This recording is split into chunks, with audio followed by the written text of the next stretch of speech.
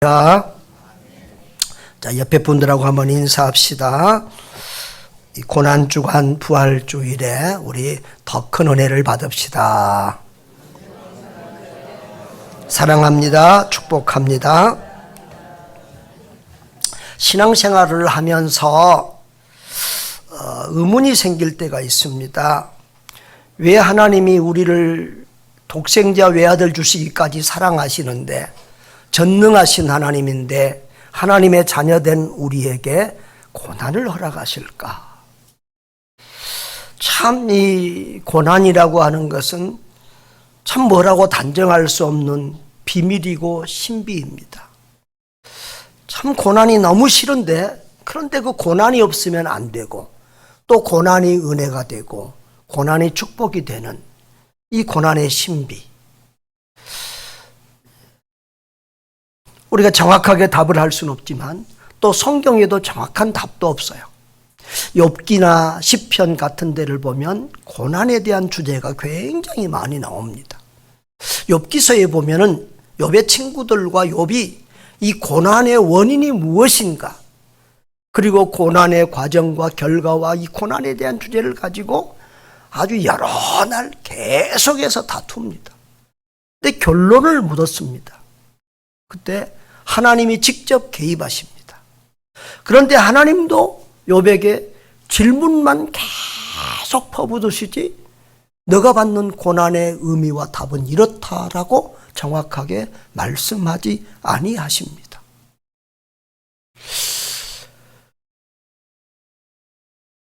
그런데 성경은 또 모든 문제의 답을 가지고 있는 게 성경입니다.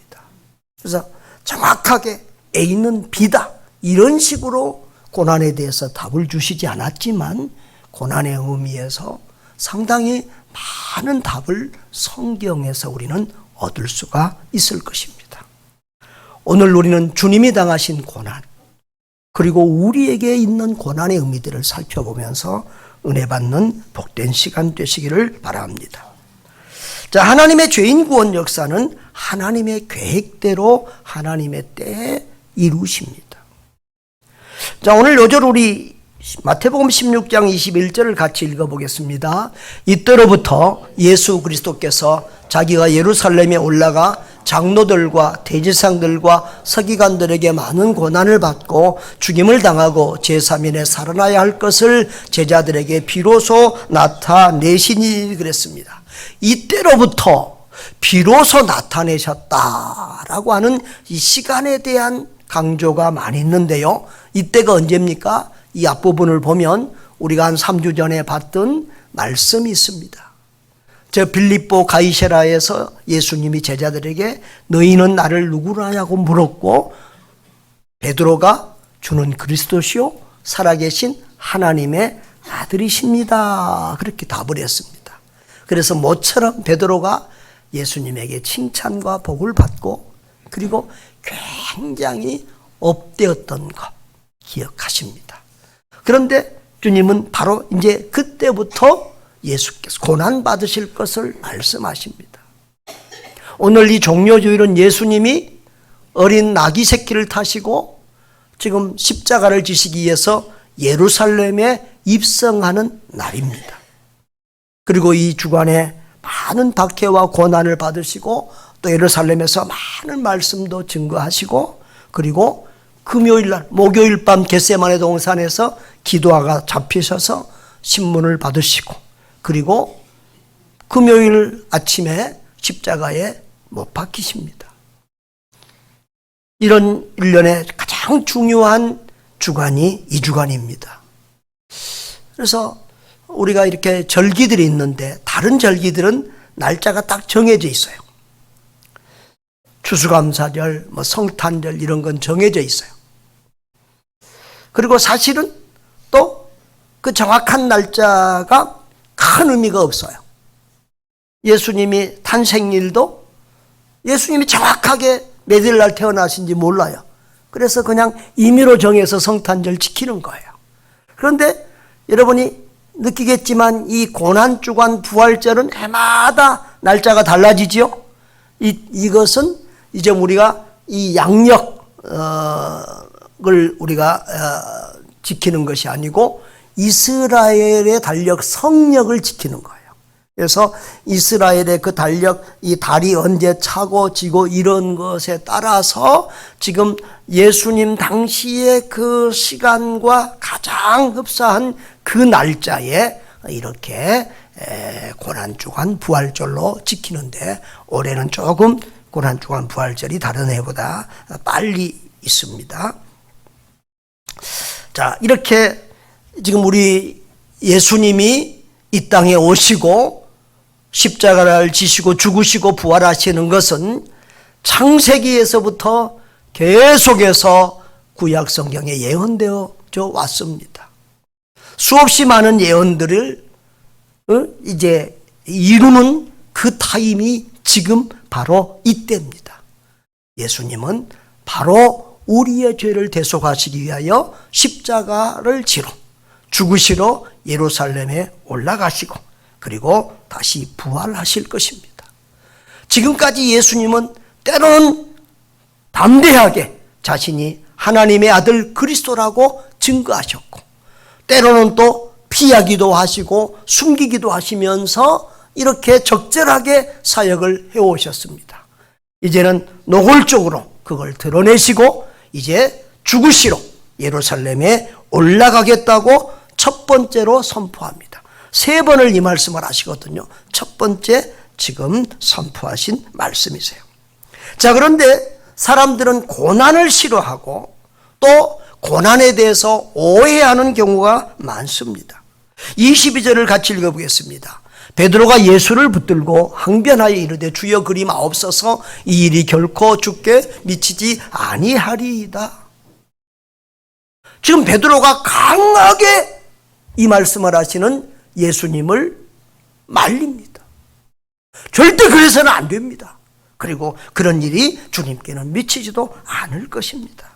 물론 이 말은 베드로가 주님을 사랑해서 하는 말이지만 이것은 영적인 신앙적인 말이 아니고 하나님의 뜻을 따르는 말이 아니고 인간적인 말이고 사단의 말이라고까지 주님은 그렇게 말씀하고 있습니다. 여러분, 이것은 베드로 개인만의 생각이 아닙니다. 베드로가 대표적으로 고백하고 이렇게 앞서서 하는 말이 많지만 알고 보면 베드로의 대부분의 말은 우리 지난번에 신앙 고백도 사실은 베드로 한 사람만의 고백이라고 볼 수 없는 것처럼 오늘 이 상황도 그렇습니다. 제자들이 다 예수님이 고난의 길을 간다고 그러니까, 죽으신다고 그러니까 다 싫어합니다. 마태마가 누가 요한복음의 내용을 보면 제자들이 분위기가 굉장히 우울해지고 침울해지고 걱정하고 낙심하는 분위기입니다. 이렇게 사람들은 고난을 싫어합니다. 또 사랑하는 사람이 고난을 받는 것도 싫어합니다. 제자들도 마찬가지입니다. 여러분, 그런데 예수님에게도 고난이 필수이고 우리의 나그네 인생길에도 고난이 필수입니다. 우리는 지금 광야길을 걸어가고 있습니다. 나그네 인생길을 걸어가고 있습니다. 이 지상은 사탄마귀가 활개치면서 활동하는 곳입니다. 그렇기 때문에 우리는 천국 가는 그날까지 고난은 우리에게 선택이 아니라 필수라는 사실입니다. 그런데 손양원 목사님의 글에 보면 그런 말이 있습니다. 솔로몬의 부귀보다 욥의 고난, 욥의 인내 더 귀하다 그랬습니다. 욥이 솔로몬보다 훨씬 신앙이 훌륭하고 아름답습니다. 그럼에도 불구하고 우리에게 너는 욥의 길로 갈래? 솔로몬의 길로 갈래? 그러면 욥보다는 솔로몬의 길을 택한 사람들이 훨씬 많을 것입니다. 이렇게 우리는 고난이 싫습니다. 고난을 싫어합니다. 또 우리가 한 가지 착각이 또 있습니다. 하나님의 일에는 고난도 없고 승리와 축복만 있을 것이라는 착각을 할 때도 있습니다. 예수 믿는 사람들 중에서는 우리가 신앙생활 잘하고 우리가 또 내 중심이 어떻든 간에 하나님이 보기에 남들이 보기에 열심히 이렇게 잘하면 하나님이 인정하시고 복 주실 줄로 생각하는 사람들이 있습니다. 심지어는 믿음 없는 불신자들도 예수 믿으면 다 잘 돼야지. 예수 믿는 사람이 왜 고난받고 내 어려운 일 당하고 그래? 예수 믿는 사람들 보니까 내가 예수 못 믿겠다고, 하나님 없는 것 같다고 그렇게 조롱하는 사람들도 있습니다. 여러분, 그런데 하나님은요, 정말 우리가 생각하는 그런 수준 낮은 하나님이 아닙니다. 불신자라고 무조건 저주하고 신자라고 무조건 축복하는 그런 비인격적인 하나님이 아닙니다. 또 부모가 자식을 사랑하면은 칭찬도 하고 복도 주지만 또 꾸중하고 매를 들 때도 있습니다. 히브리서에 보면은 징계가 없는 자는 사생하라, 친자식이 아니라고 그랬습니다. 하나님은 우리를 사랑하시기 때문에 때로는 우리를 낮추시고 겸손케 하시고 하나님을 더 의지하기 위해서 우리에게 고난도 주시고 때로는 위로해 주시고 복도 주시면서 하나님이 다양한 방법으로 우리를 그렇게 훈련시키시고 우리를 다듬어 가시며 하나님의 사람으로 세워가는 줄 믿습니다. 그렇게 우리의 믿음을 키우고 결국은 우리를 천국까지 이끌어 가십니다. 할렐루야. 자, 그런데 우리가 고난이 하나님의 뜻이며 하나님의 길일 때가 많이 있다는 것입니다. 여러분, 이 십자가 고난은 하나님의 뜻이요 의지입니다. 23절을 보시면 예수께서 돌이키시며 베드로에게 이르시되 사탄아 내게로 물러가라. 너는 나를 넘어지게 하는 자로다. 내가 하나님의 일을 생각하지 아니하고 도리어 사람의 일을 생각하는도다 그랬습니다. 세상에 베드로 그렇게 칭찬하시더니 사탄아 내게로 물러가라 이렇게까지 하십니다. 베드로가 사탄은 아닙니다. 그런데 지금 베드로가 하는 행동은 십자가의 길을 막는 것은 사탄의 의도와 뜻과 사탄의 말과 일치하는 행동이라는 것입니다. 그것은 하나님의 뜻과는 어긋나는 사람의 일이고 사람의 생각이고 사탄의 생각, 뜻이라는 것입니다.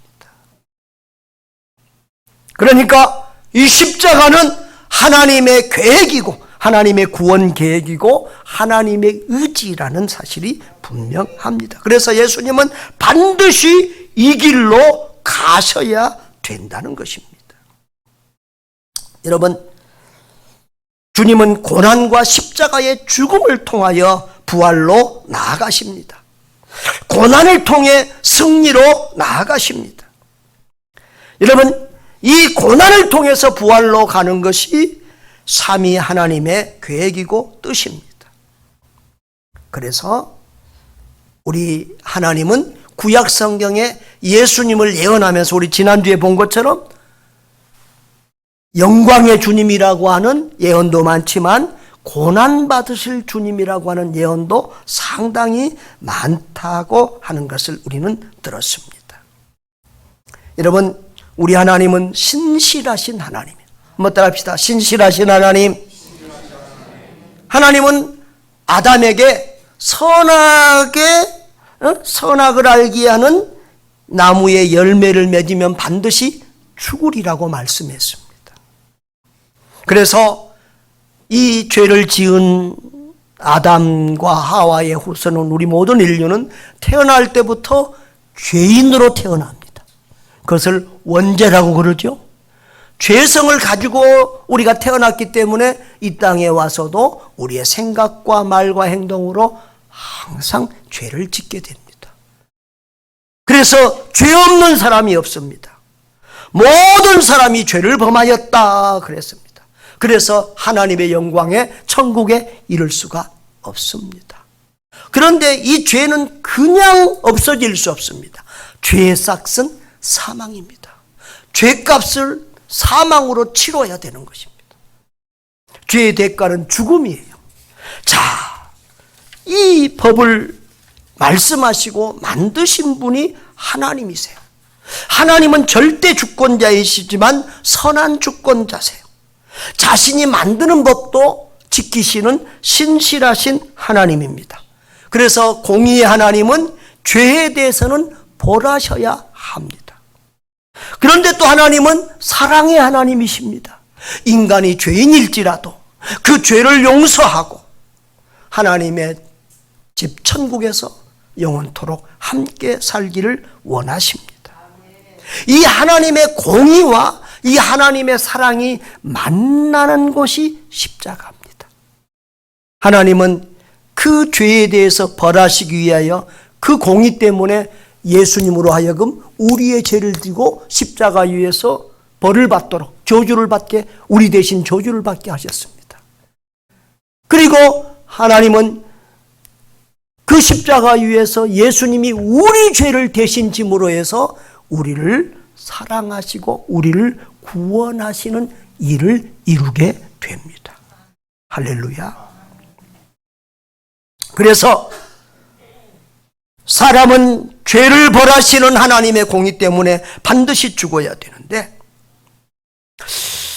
또 죄인은 하나님의 사랑으로 말미암아 죄와 사망에서 구원받을 길을 얻게 되었습니다. 그게 십자가입니다. 하나님은 예수님을 보내셔서 우리 인간의 죄를 대신 지고 인간 대신 죽어서 죄 문제를 해결하도록 사명을 주셨습니다. 그래서 예수님은 이렇게 이 문제를 가지고 이 땅에 오셨습니다. 마태복음 1장 21절에 다 같이 읽어봅니다. 아들을 낳으리니 이름을 예수라 하라. 이는 그가 자기 백성을 그들의 죄에서 구원할 자이심이라. 여러분, 예수님 우리를 죄에서 구원하기 위하여 오셨습니다. 이것이 예수님이 이 땅에 오신 진짜 목적, 핵심 목적, 가장 중요한 목적이요 사명입니다. 우리는 예수님을 대해서 착각할 때가 있습니다. 예수님은 우리의 경제적인 문제를 해결하러 오신, 정치적인 문제를 해결하러 오신 메시아인 줄로 착각을 합니다.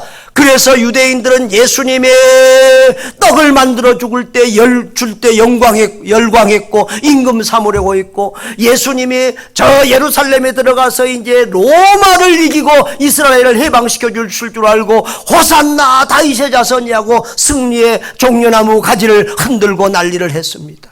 그러나 그것은 착각이었습니다. 예수님은 경제적인 메시아로, 정치적인 메시아로 오신 것이 아닙니다. 병든 사람들은 예수님이 자기들의 병을 고쳐주고 죽은 사람을 살릴 때 열광했습니다. 수없는 사람들이 예수님을 따랐습니다.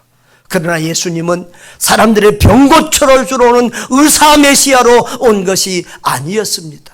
그런 일들은 부수적인 일이었습니다. 부업이었습니다. 예수님의 본업은, 예수님의 진짜 일은, 예수님의 사명은 우리 인간의 죄 문제를 해결하는 것입니다. 그래서 예수님은 우리의 죄를 대신 지고 십자가 위에서 대속의 죽음을 담당하신 것입니다. 여러분, 예수님이 죽지 않으셨으면 우리는 우리의 죄 문제를 해결받을 수가 없습니다. 예수님이 고난받으시고 십자가에서 우리의 죄를 대신 지고 죽어주셨기 때문에 우리는 구원을 받았습니다. 하나님의 구원의 계획과 하나님의 뜻을 예수님이 십자가 위에서 이루신 것입니다. 그래서 예수님이 십자가에서 숨을 거두시기 전에 다 이루었다. 하나님의 구원 계획과 하나님의 뜻과 하나님의 말씀을 다 이루었다라고 선언하신 것입니다.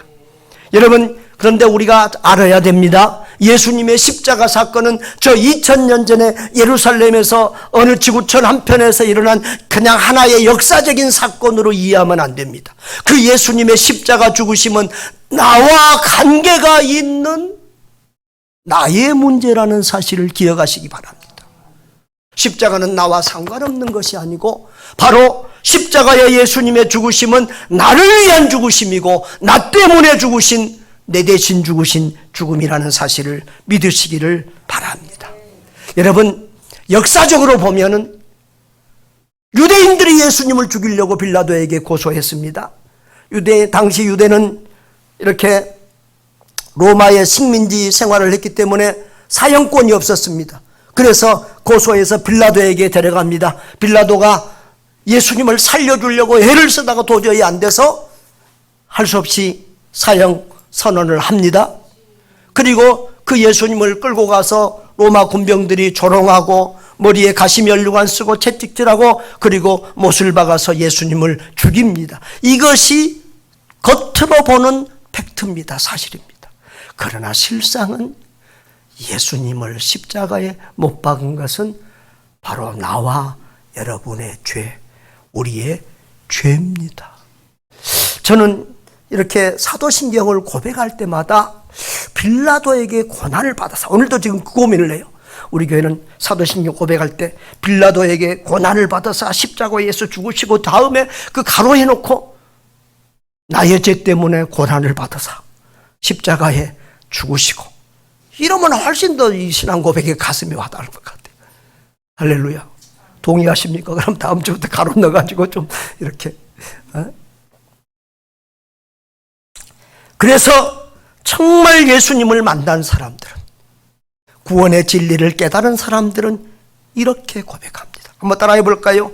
예수님은 나 때문에 십자가 위에서 죽으셨습니다. 한 번 더 따라합니다. 예수님은 나의 죄를 지고 내 대신 십자가 위에서 죽으셨습니다. 한 번만 더요. 예수님은 내 죄 때문에 내 대신 죽으셨습니다. 이 고백이 저와 여러분의 고백이 되고 눈물이 되고 감격이 되기를 주의 이름으로 축복합니다. 우리 찬송가 143장 웬 말인가 날 위하여 주도록 하셨네. 1절, 2절, 5절을 한번 부르겠습니다. 가슴으로 찬송합니다. 가사를 생각하시면서 웬 말인가 날 위하여 주도록 하셨나 이 벌레 같은 날 위에 은혜 받으셨나 내 지은 죄 다 지시고 못 박히셨으니 웬 말인가 왜 은혜인가 그 사랑 크셔라 너라도 눈물로서 못 갚을 줄 알아 못 받게 드릴 것 없어 이 2절하고 5절만 한번 반복하겠습니다. 내 지은 죄 내 지은 죄 다 지시고 못 박히셨으니 웬일인가 왜 은혜인가 그 사랑 크셔라 너라도 눈물로서 못 갚을 줄 알아 못 받게 드릴 것 없어 이 몸 바칩니다.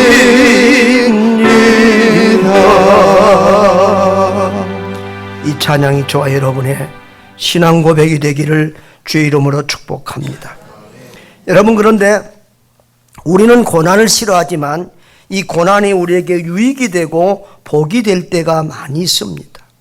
21절을 보면 많은 고난을 받고 죽임을 당하고 제3일에 살아나야 할 것이라고 했습니다. 여러분, 우리는 고난을 대하면 당황스럽습니다. 예수님이 죽으신다고 그러니까 제자들이 얼마나 당황스럽고 황당했겠어요. 그래서 그 다음 제3일에 다시 살아나야 된다는 말씀은 귀에 잘 들어오지 않았을 것입니다. 그러나 예수님은 죽음이 끝이 아니라 부활로 나아가십니다. 고난은, 예수님의 십자가 고난의 길은 승리로, 부활로, 성공으로, 축복으로 연결되어 있습니다. 우리도 하나님 앞에서 우리가 당하는 고난들은 결국은 그것이 승리로, 성공으로, 축복으로 열매 맺게 되는 줄 믿으시기를 바랍니다. 여러분, 죽어야만 삽니다. 죽지 않았는데 어떻게 다시 살겠어요? 죽음의 과정이 있어야 부활이 있는 거예요. 죽음 뒤에만 부활 승리의 영광이 있습니다. 예수님은 하늘의 밀로 땅에 떨어져 죽으셨습니다. 그래서 인류에게 구원과 영생의 길이 열린 것입니다. 우리 다 같이 요한복음 12장 24절, 예수님이 십자가 지시기 전에 하신 고백입니다. 내가 진실로 진실로 너에게 이르노니 하늘의 밀이 땅에 떨어져 죽지 아니하면 하늘 그대로 있고 죽으면 많은 열매를 맺느니라. 예수님이 십자가에 죽으심으로 많은 열매를 맺으셨습니다. 그 열매 중에 하나가 바로 저와 여러분인 줄 믿습니다. 아버지 하나님, 성부 하나님은 예수님을 이 땅에 인간의 모습으로 보내셨습니다. 예수님은 하나님의 본체이시지만 낮아지시고 죽으시고 장사되셨습니다. 낮아지시고 또 낮아지신 그런 예수님을 하나님이 높여주시고 만왕의 왕 만주의 주가 되십니다. 되게 하십니다. 빌립보서 2장 8절로 자, 우리 10절까지 같이 읽어보겠습니다. 사람의 모양으로 나타나사 자기를 낮추시고 죽기까지 복종하셨으니 곧 십자가에 죽으심이라. 이러므로 하나님이 그를 지극히 높여 모든 이름 위에 뛰어난 이름을 주사 하늘에 있는 자들과 땅에 있는 자들과 땅 아래에 있는 자들로 모든 무릎을 예수의 이름에 꿇게 하시고 모든 이름으로 예수 그리스도를 주라 시인하여 하나님 아버지께 영광을 돌리게 하셨느니라. 할렐루야. 그렇게 낮아지신 주님이 높아주시고 영광을 받으셨습니다. 우리도 주님 때문에 고난받고 주님 때문에 낮아지면 주님이 우리를 높여주시고 우리를 복주실 날이 올 것인 줄 믿습니다. 여러분, 고난 없이 오는 복이 어디 있겠습니까? 산모의 고통이 없이는 새 생명이 태어날 수 없습니다. 고난이 없으면 겸손도 없습니다. 고난이 없으면 누가 하나님 앞에 나오고 누가 예수를 믿겠습니까? 고난이 없으면 우리가 어떻게 다른 사람을 이해하고 위로할 수 있겠습니까? 여러분, 고난을 겪어보지 않은 사람에게는 감사도 없어요. 배고파 본 사람이라야 잘 먹고 잘 살 때 감사가 나오는 것입니다. 그래서 옛날 그 어려운 보릿고개 시절들을 지나가고 했던 우리 옛날 어르신들이 오히려 더 감사가 더 많은 것 같은 느낌도 들어요. 아파본 사람이 건강에 대해서 감사해요. 낮아져 본 사람들이 하나님의 은총을 받을 때 더 감사해요. 여러분, 우리는 고난을 싫어합니다. 그러나 하나님은 그 고난이 유익이 되고 복이 되기 때문에 우리에게 고난을 허락하십니다. 시편 기자도 그래서 고난받는 것이 내게 유익이라. 따라합시다. 고난당한 것이 내게 유익이라. 그렇게 믿음의 사람들은 고백해요. 그 고난 때문에 내가 하나님을 더 가까이 하게 됐고 고난 때문에 하나님의 말씀을 진리를 더 깨닫고 붙들게 되기 때문입니다. 고난 때문에 우리의 믿음이 더 좋아지기 때문입니다. 여러분, 고난은 신비입니다. 여러분, 절대 인간은 고난 때문에 망하지 않습니다. 믿음 없어서 망하는 거지 고난 때문에 망하지 않아요. 고난을 어떻게 해석하고 어떻게 받아들이고 어떻게 대처하느냐에 따라서 그 고난이 복이 되기도 하고 저주가 되기도 해요. 로마서 8장 28절에는 뭐라고 말씀하죠? 하나님을 사랑하는 자 곧 그의 뜻대로 부르심을 입은 자들에게 모든 것이 합력하여 선을 이루느니라 했어요. 하나님은 우리를 사랑하셔서 그 고난을 선으로 복으로 갚아주십니다. 여러분, 요셉이 형들에게 팔려서 저 애굽의 종으로 팔려갔습니다. 성실하게 종살이했지만 또 억울한 누명을 쓰고 감옥에까지도 갔습니다. 요셉은 하나님을 잘 믿는 귀한 소년이었지만 그런 어려움을 연거푸 계속 당했습니다. 그럼에도 불구하고 요셉은 하나님을 원망하지 않았습니다. 불평하지 않았습니다. 하나님을 버리지 않았습니다. 하나님 안에서 믿음으로 인내하며 성실하게 하나님을 섬기던 그 요셉을 하나님이 애굽의 총리로 삼아주시고 당시에 가뭄으로 수없이 죽어갈 뻔한 그 중동 지역의 수많은 사람들을 살려주시고 이스라엘 백성들을 구원해 주셨습니다. 할렐루야. 이렇게 하나님은 모든 것을 합력하여 선을 이루십니다. 그래서 믿음의 사람들은 고난은 축복이다, 변장한 축복이다, 이런 고백을 합니다. 여러분, 내 얼굴을 보십시오. 좋게 생겼습니까? 나쁘게 생겼습니까? 그건 중요하지 않습니다. 자, 내 얼굴이 본 얼굴이 지금 축복이라고 생각을 하십시오. 그런데 이렇게 얼굴을 딱 가렸는데 여기 지금 껍데기는 지금 고난과 고통으로 지금 다가왔어요. 그런데 쫙 펼치면 뒤에는 축복이 숨어 있어요. 그러니까 고난이라고 하는 것은 아픔과 상처와 괴로움을 모습으로 우리에게 오지만 알고 보면, 지나놓고 보면 오히려 그것이 축복이더라 이거예요. 본 얼굴은 축복이더라는 거예요. 할렐루야. 그런 믿음으로 고난을 대처하시기를 바랍니다.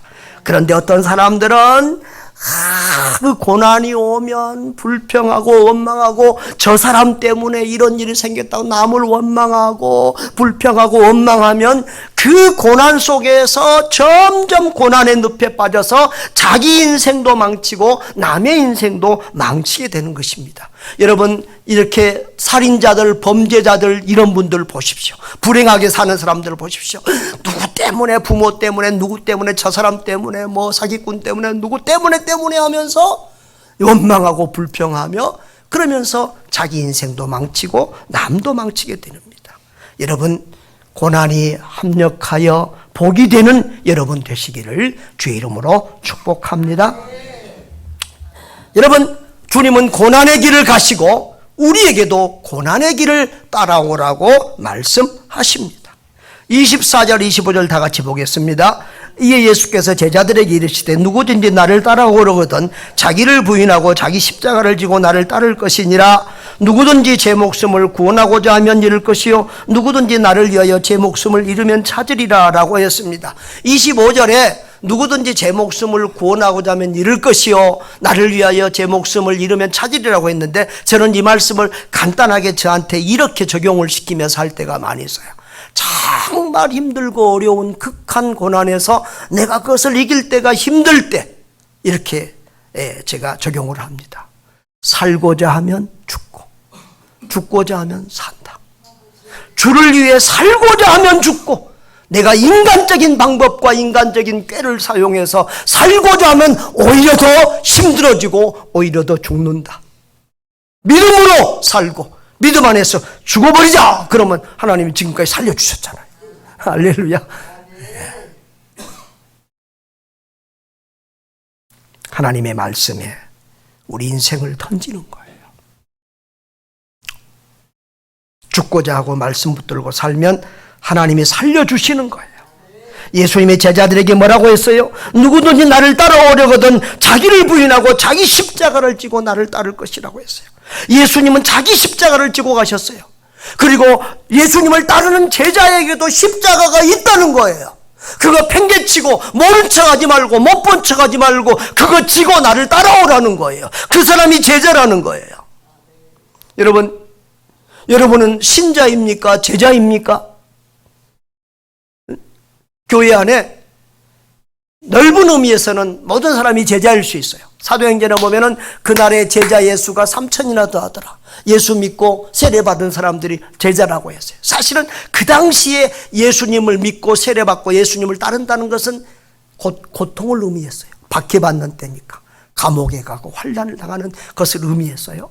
아무튼 좁은 의미에서 예수님의 제자는 예수님을 따르는 사람인데, 끝까지 따르는 사람인데 예수님을 위해서 사랑하고 헌신하는 사람을 말해요. 자, 일반 성도하고 예수님 제자하고는 어떻게 구분할 수 있을까? 저는 그 경계선을 이렇게 생각했어요. 나를 위해서 예수 믿는 사람은 그냥 일반 성도예요. 그런데 그 믿음의 성 중에서 하나님의 영광을 위하여, 교회의 유익을 위하여, 다른 사람을 위해서, 또 하나님의 말씀을 순종하기 위해서 손해보고 희생하고 헌신하는 사람, 그 사람이 제자라는 거예요. 자기를 부인하고 자기 십자가를 지고 따르는 거예요. 예수님 때문에 세상 것을 포기하고 버리고, 예수님 때문에 손해도 보고, 예수님 때문에 희생도 하고 하는 이런 사람이 제자라는 것이지요. 여러분, 우리는 예수 믿고 구원받습니다. 또 예수 믿고 복을 받았습니다. 거기에만 머무르면 이 사람은 이기적인 신자고 일반 성도입니다. 그런데 받은 은혜 감사해서 주님 앞에 헌신하고 희생하고 주님이 주신 지상명령, 민족복음화, 세계복음화의 십자가를 지고 가는 주님의 사람들이 있습니다. 예수님은 그런 사람을 주님의 제자라고 말씀하십니다. 예수님은 마태복음 20장 28절에서 인자가 온 것은 섬김을 받으려 함이 아니라 도리어 섬기려 하고 자기 목숨을 많은 사람의 대속물로 주려 함이니라라고 말씀했습니다. 예수님처럼 섬김의 삶을 살고 희생의 삶을 살고 심할 때는 목숨까지도 주님을 위해서, 다른 사람들을 위해서 내놓을 수 있는 사람들, 그 사람들이 진정한 그리스도인, 진정한 제자인 것입니다. 여러분, 예수님 믿고 복만 받은 사람은 주님 앞에 서는 날 받을 칭찬과 복도 없습니다. 상도 없습니다. 그러나 십자가를 지고 주님 가신 길을 따라간 사람은 주님 앞에 서는 날 칭찬과 영광과 면류관이 있을 줄 믿습니다. 사랑하는 성도 여러분, 예수님은 자신의 죄 때문에 고난의 길을 가신 것이 아니라 저와 여러분, 우리의 죄를 대신 지고 고난과 죽음의 길로 가신 것입니다. 죄 지어서 받는 고난은 안 받는 게 좋습니다. 또 회개하고 돌이켜야 합니다. 그러나 주님이 가신 고난의 길처럼 하나님이 원하시는 고난이 있습니다. 교회와 다른 사람에게 유익을 주는 의미 있고 보람 있는 고난이 있습니다. 그런 고난의 길은 결국 복이 되고 상이 됩니다. 고난은 승리로 가는 길입니다. 성공으로 가는 길입니다. 축복으로 가는 길입니다. 여러분, 하나님이 주시는 달콤한 복만 추구하는 어린아이 성도에 머무르지 않기를 바랍니다. 주의 말씀에 순종해서 하나님 사랑, 이웃 사랑, 민족 복음화, 세계 복음화의 십자가를 지고 주님을 따라가는 성도들 되시기를 바랍니다.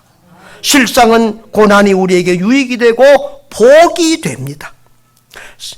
그러므로 고난받을 때 합력하여 선을 이루시는 하나님을 바라보고 인내하고 믿음으로 반응하고 충성하여 더 큰 은혜와 복을 받는 성도들 되시기를 주님의 이름으로 축원합니다.